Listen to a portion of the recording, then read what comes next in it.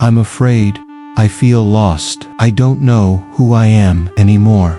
Welcome back to One Last Page. Let's start our today's video, why you keep feeling lonely, even surrounded by people. You can be surrounded by people, family, friends, coworkers, even strangers who talk to you all day and still feel completely alone. Not quiet alone, not peaceful alone, but empty. And here's the harsh truth most people don't want to hear. Loneliness has very little to do with being alone. It has everything to do with being unseen. Most people think loneliness disappears when you add more people. So they try more gatherings, more talking, more scrolling, more noise. But the feeling doesn't go away, because the real problem isn't the absence of people. It's the absence of connection. And connection doesn't come from presence. It comes from psychological safety. Let me tell you about Michael. Michael is 58. He has a family. He attends functions. He answers calls. He smiles when spoken to. From the outside, Michael looks fine. But every night, when the house goes quiet, he feels something heavy settle in his chest. It's not sadness. It's not depression. It's the feeling that no one really knows him anymore. When he talks, people listen, but don't hear. When he's present, people acknowledge, but don't connect. Michael doesn't feel lonely because he lacks people. He feels lonely because he's emotionally invisible. Psychology tells us something uncomfortable. Loneliness is a signal, not a condition. It's your mind telling you you are not being met where you are. As we grow older, we learn to perform socially.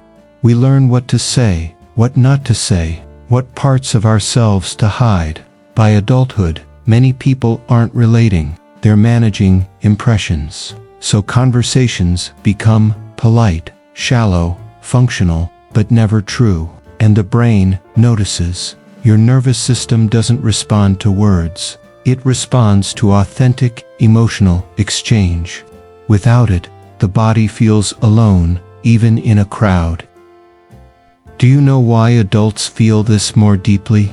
As children, we express freely. As adults, we protect ourselves. We stop saying, "I'm afraid, I feel lost, I don't know who I am anymore," because vulnerability costs energy. And after years of responsibility, many people are tired, so they choose safety over honesty, and slowly, loneliness grows.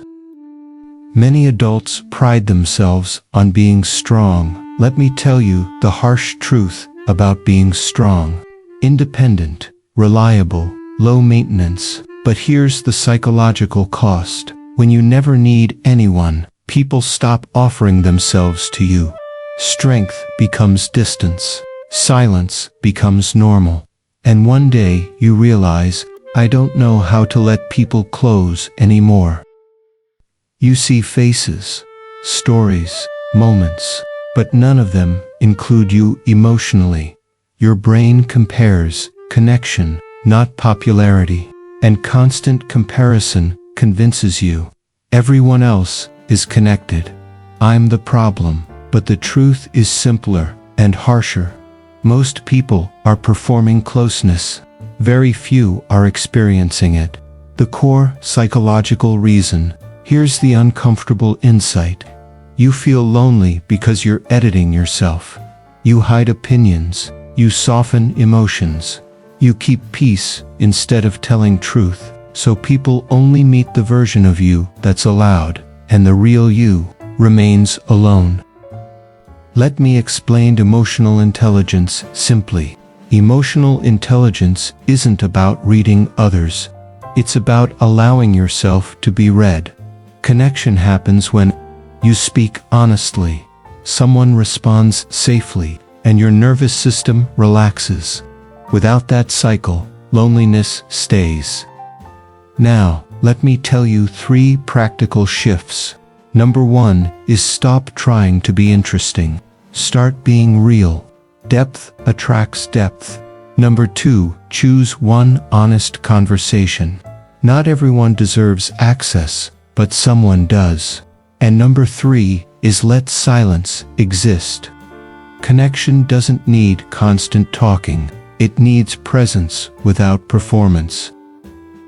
You don't need more friends. You need fewer masks.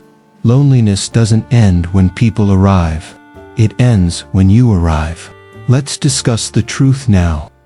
And final truth is, the most painful loneliness is not being alone. It's being surrounded by people who only know the version of you that survived. If this made you uncomfortable, it's because it touched something real. Share this with someone who feels invisible. And subscribe, not for answers, but for understanding the psychology of life as it really is.